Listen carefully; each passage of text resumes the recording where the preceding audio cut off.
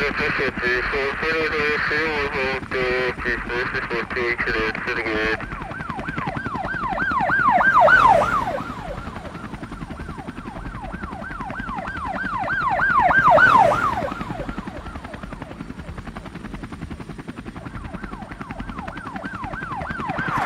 up, world? It's your man, MrSan44Man, seen in over 100 plus countries around the world. Hey, day number 2 after yesterday's bus sick out. The bus terminal is running again, y'all. And just like that, Detroit's back in play. So what can you say? Hey, it's a good day for the city again. Hey, that's all I wanted to see is those workers back at work, those kids going back to school, and everybody can get back to business. Hey, that's the way it needs to be. That needs some help. It's your man, MrSan44Man, right here in the city of Detroit, doing what I do. Detroit Raw, right here on YouTube and also on Social Cam.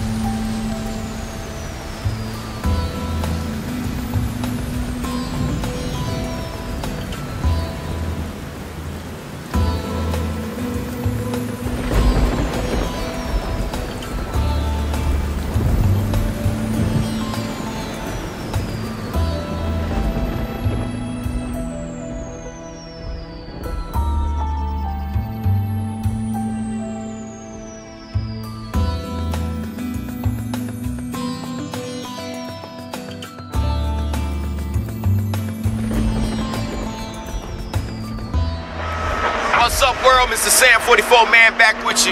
Hey, look, I'm glad to see that the citizens about to go back to work, the kids about to go back to school, stuff is happening the way it's supposed to. That's what we needed. Even though people get sick, and sometimes sickness is just be one day, so therefore doesn't mean that it was a catastrophe. You still got to conduct business. Business got to go on still. Revenue got to come into the city. So we couldn't have that for long. But hey, shouts out to all of my Detroit bus drivers that was down there, that was showing support. I hope you see my show. I got y'all on there and showing what y'all did. And it was a good thing. It proved a point. And that point being this: we are a service that is needed. The citizens of this city needs our service. But we can't be going to fucking work and be having motherfuckers jumping on us or jumping on our passengers and not creating a safe environment. I understand that fully, and that's why I was behind y'all 110%. MrSan44Man didn't give you that itty bitty coverage from the news. I gave you the full story. Y'all protesting, y'all even fronting off the news and telling them, hey, why didn't you get the real story? You can check out the story. It's right there on my show. But I keep it real and I keep it raw, and wasn't no too much censorship on it because I wanted to keep it all the way. Those people went back to work. You'll see that. You see that. So, hey, shouts out to all of y'all. Y'all proved y'all point. It's your man, MrSan44Man. Also, one thing I wanted to talk about too was something about the way that we do our colleges, from the HBCU schools to the Ivy League schools. When I come back, we're gonna talk about that, and I wanna really get somebody's viewpoints and comments on this, because I really think that this is something that should really be addressed. You're tuned into the Detroit Raw Show. I'll be back with y'all in a snap. Okay, so you know, in these days and times, you know, back when I was coming up, we knew we had Tennessee State, Mississippi State, Grambling, those little colleges, because they was pro getting the athletes, the black athletes, an opportunity to be able to get into the Ivy Leagues, and also to be able to compete, to get into the forefront of being in the NFL or whatever league that they were going to be in. But it seems that recently, I don't know if some of my sports fans probably know, Grambling did a boycott on the game because they haven't had the necessary equipment and the facilitation that they need to practice in a court manner, like the Ivy League schools. Now, we know that these schools are not funded and everything, and they're making a choice because these schools don't necessarily have big, high academic, but their sports is immaculate. So the thing is, we giving these kids an opportunity to come out there and make millions as a sports athlete, but they don't know shit. So we're gonna cut this funding. So, you know, a lot of these schools are really feeling the hardship of the economy, period. You know, even the Ivy League schools, but the parents, and when you have the resources and the people are putting their money, which they already have, together, and you're getting a group of people that don't have nothing but a government assistance or funding of some sort, it doesn't really add up. So they're kind of at a disadvantage. Now, me speaking myself, y'all know that HBCU schools got the best bands in the world. Y'all know that.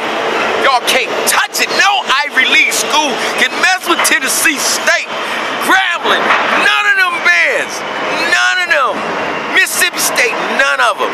They can't touch the bands. And see, and that's the form of entertainment that these schools provide. You know what I'm saying?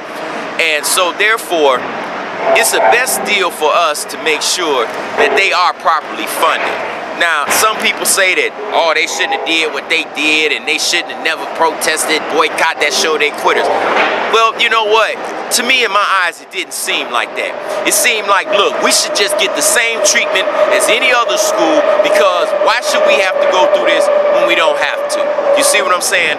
And it's only fair. They just want equal justice in this country. But you know what? It's a goddamn shame, and it's a motherfucking travesty that in these days and times, in this computer age, we still sitting around with that prejudice, racial bullshit because of your skin color.